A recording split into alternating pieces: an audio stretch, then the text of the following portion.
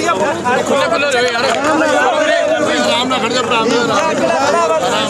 आज देश सत्याग्रह ऐसा है।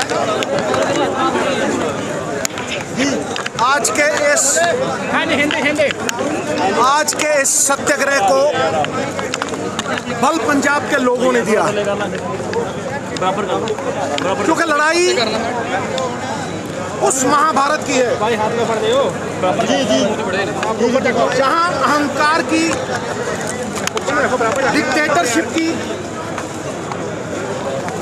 डिक्टेटरशिप की लोकतंत्र से है। राहुल गांधी के पूर्वजों ने श्री कृष्ण से प्रेरणा लेके आजादी की लड़ाई लड़ी और उस लड़ाई ने कई हीरो दिए। सरदार पटेल, जिन्होंने राजे राणे खत्म करके लोकतंत्र की स्थापना की, संपूर्ण कुलीन तंत्र में रानी का बेटा राजा, राजतंत्र में जिसका बल वो राजा। लेकिन लोकतंत्र की स्थापना इंडियन नेशनल कांग्रेस ने देश को आजादी देके, freedom eight midnight, Pandit Jawaharlal Nehru की वो स्पीच वो दी थी। और आज उन्हीं का बटोर झंडा बरदार बन के लोकतंत्र का एक डिक्टेटरशिप से लड़ाई लड़ रहा है। जब उद्धव ठाकरे साहब की सरकार मुंबई में गिराई जाती है और उनका चोन चिन्ह छीन लिया जाता है, तो क्या वो लोकतंत्र के हक में है? बाबा साहब अंबेडकर ने देश को आजाद होने के 3 साल बाद संविधान की रचना रची थी। कॉन्स्टिट्यूएंट असेंबली बनी थी, हर देश के वर्ग को उसमें जगह मिली थी, हर सूबे को जगह मिली थी, और फिर इंडियन सॉवरन सोशलिस्ट रिपब्लिक की स्थापना हुई थी। रिपब्लिक का मतलब लोगों के अख्तियार, लोगों की ताकत लोगों के वास्ते। और आज लोगों की ताकत एक तानाशाह डिक्टेटरशिप के वास्ते है। लोगों की ताकत सरकारें गिराने में, उद्धव ठाकरे साहब की सरकार गिराने में लगाई गई। लोगों की ताकत का फायदा उठा के बच्चियों को जलील किया गया जंतर मंतर पे। वो बच्चियां जिनका बल गौरवपूर्ण था पूरे देश के लिए, जिन्होंने पहलवानी में मेडल जीते, उन्हें जलील करके उस जगह से हटाया गया। बगैर किसी वायलेंस के उनका लोकतांत्रिक अधिकार छीन लिया गया। आज बल जो हर इंसान ड्रॉ करता है, मेरा ग्रंथ गुरु ग्रंथ साहब जी भी है, और एक पॉलिटिशियन के नाते मेरा ग्रंथ संविधान है, जिसकी रचना बाबा साहब अंबेडकर और हमारे पूर्वजों ने की। आज वो संविधान की धज्जियां उड़ाई जा रही हैं। उन बच्चियों को वहां उठाया गया। फिर मणिपुर में, आप सोच के देखिए, जो मणिपुर में हुआ है वो पंजाब में भी हो सकता है। हालांकि जुल्म करना अगर पाप है तो जुल्म सहना उससे भी बड़ा पाप है। बाबा नानक ने कहा, सो क्यों मंदा आखिए जित जम्मे राजान, उसे बुरा क्यों कहिए नंगा करके। अगर उनकी परेड की जाती है, जिस देश में दुर्गा माता की पूजा की जाती है, अगर उस देश में औरत को नग्न अवस्था में जलील किया जाएगा, तो ये प्रमाण है एक डिक्टेटरशिप का। और मैं आपको बता दूं, सत्य की अगर कोई आवाज़ है जो लोकतंत्र की बेड़ियों को काट रही है, जो निर्भय होकर लड़ रही है, जो एक योद्धा बनके, एक योगी, एक कर्म योगी बनके सत्य की आवाज़ से झूठ की बुनियाद को हिला रही है, लोगों के अख्तियार लोगों को देने के लिए और किसी निजी फायदे के लिए नहीं, वो राहुल गांधी है। ये थोड़ा बहुत पसीना नहीं, अगर राहुल गांधी के लिए कांग्रेस के कार्यकर्ता को खून भी बहाना पड़ा तो हम पीछे नहीं हटेंगे, क्योंकि ये लड़ाई हमारी अकेली नहीं है। ये लड़ाई हमारी अस्मिता की है, देश की आज़ादी की है। और मैं कह दूं, राहुल गांधी को मुजरिम ना यूं समझना। बड़ा अफसोस होता है कि अदालत के अदब से वो वहाँ तशरीफ़ लाए थे। अरे पलट देते हैं मौजे तूफ़ान अपनी जुर्रत से कि उसने आंधियों में भी चिराग अक्सर जलाए। तो मैं ये गारंटी देता हूँ आपको कि सत्यमेव जयते होगा, सत्य की जीत होगी। और अगर सच्चा देशभक्त हूं तो मैं ये भी कहूंगा कि गवर्नरों से, एलजीओ से इस देश की लोकतांत्रिक ताकत को गुलाम नहीं बनाया जा सकता। एलजी किसी चुनी हुई सरकार को हिदायत नहीं दे सकता। गवर्नर चुने हुए नुमाइंदों को गुलाम नहीं बना सकता और अपनी नॉमिनेटेड फोर्स थोप नहीं सकता। ये आज हो रहा है इस देश में, हाहाकार मचा हुआ है, मानवीय अधिकार खो चुके हैं। और अगर ये सरकार रही तो राहुल गांधी के पीछे चलते हुए हर आदमी ये कह रहा है कि ये देश नहीं रहेगा, सर इस देश का लोकतंत्र नहीं रहेगा, इस देश में कोई भी स्वाधीन नहीं रहेगा। इसलिए प्रण करते हैं आज़ादी की शाम नहीं होने देंगे, वीरों की समाधियों को बदनाम नहीं होने देंगे। जब तक तन में कर्म लहू की एक बूंद भी बाकी है, भारत माता का आंचल नीलाम नहीं होने देंगे।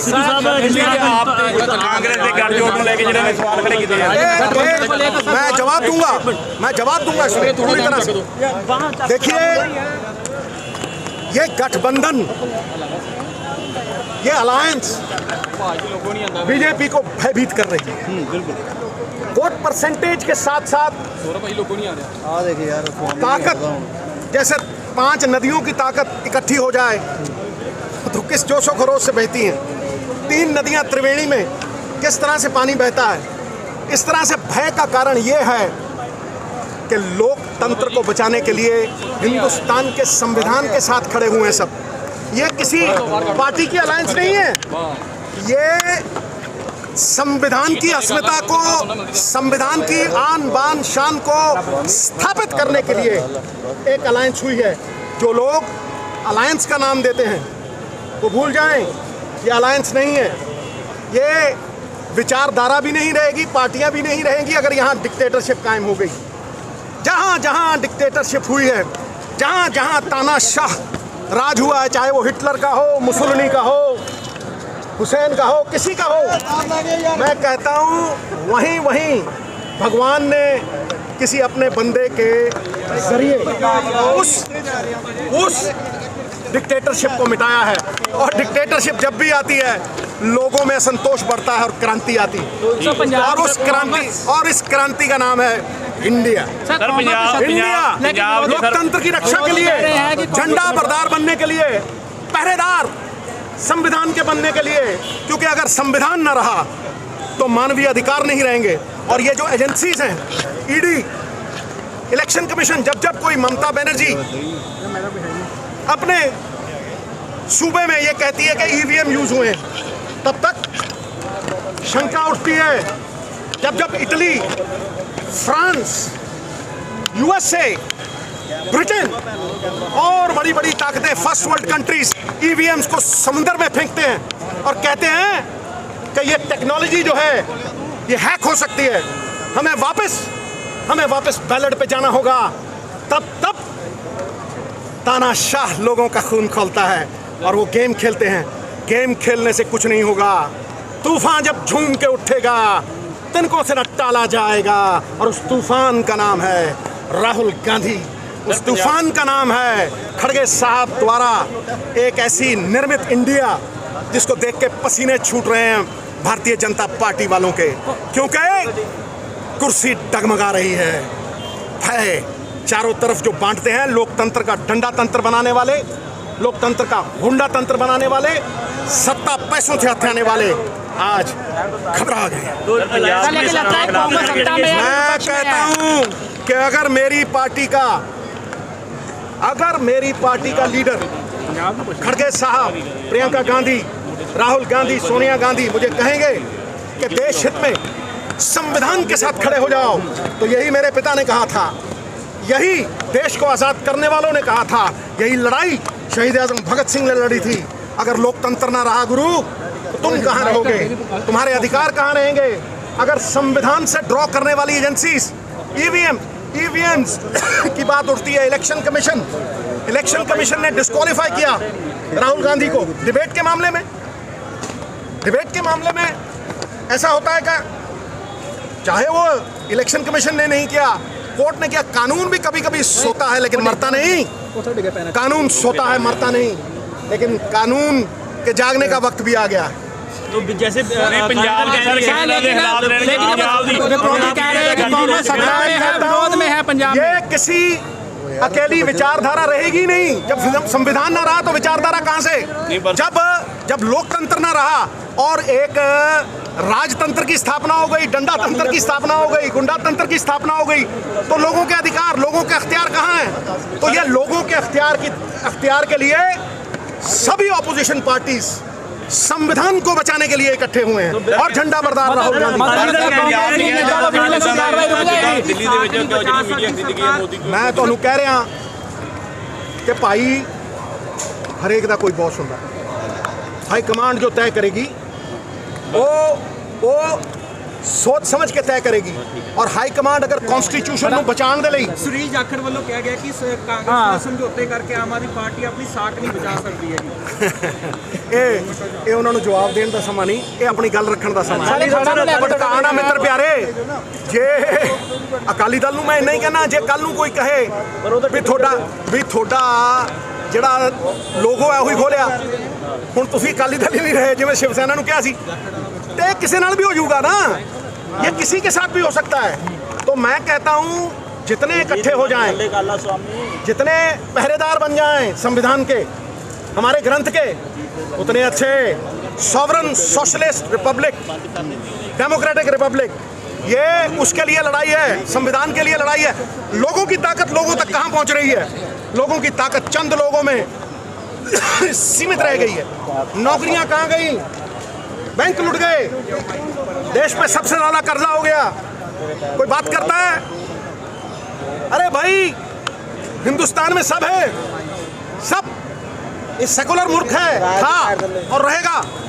ये उसी सेकुलर देश की अस्मिता, एग्जिस्टेंस की लड़ाई। पर वो कह रहे हैं कि मतलब कि आप क्या कहना है, पंजाब में काफी नुकसान पंजाब की सर आवाज चुनते रहोगे कि नहीं? जेकर मेरी बात सुनो, नहीं पंजाब जो बात मैं कहता हूँ पार्टी से ऊपर उठ के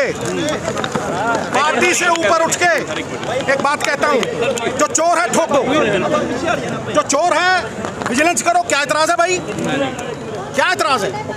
उसकी प्रॉपर्टियां सीज करो। अगर आमदनी नहीं तो प्रॉपर्टी कहां से? इसलिए इसमें किसी को जवाब देने में कोई दिक्कत नहीं होनी चाहिए, पॉलिटिकल वेंडेटा नहीं होना चाहिए। लेकिन अगर किसी ने पंजाब का पैसा मारा है तो इस मामले में तो मैं भगवंत मान साहब के पास सवाल करता हूँ। 270 हो गए, जवाब नहीं आया। बताओ मान साहब, ये रेत माफिया कौन चला रहा भाई? हैं? ये दारू माफिया कौन चला रहा भाई? हैं? वो माफिया, वो जो केबल वाला था, गुरु ठंडे पड़ गए हैं, क्योंकि यही जीएसटी के बाहर है। यही शराब, पेट्रोल, डीजल 3 रुपए बढ़ा दिए, उधर से फ्री बिजली, एक जेब में डालो दूसरी से निकालो, ठीक है। रेत माफिया 15,000 दी ट्राली, कड़ी 3,000 दी मिलती थी, बाढ़ को लेकर, ठीक है कि नहीं? बाढ़ खतरा आने से पहले टाला जा सकता है। बाद में आप अपने पजामे गीले करके दिखाते रहो, उससे कोई फायदा नहीं होगा। एक बात याद रखना, सेम नालों की क्लीनिंग होनी चाहिए थी। ड्रेनेज जितनी है उसकी क्लीनिंग होनी चाहिए थी।